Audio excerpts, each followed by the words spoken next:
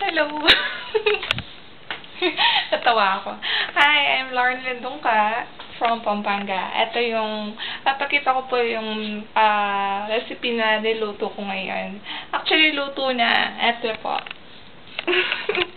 Ito po yung kusina namin. Medyo, madumi lang. Ito yung niluto ko. Madilim lang. Hindi ko maano.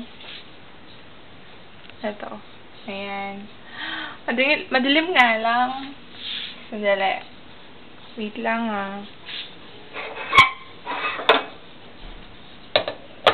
Ayan. Ano siya? Meron siyang buto-buto.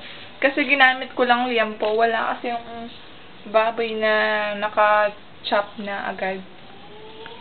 Ayan. Sana magustuhan niyo yung tausing baboy. Salamat! Bye-bye!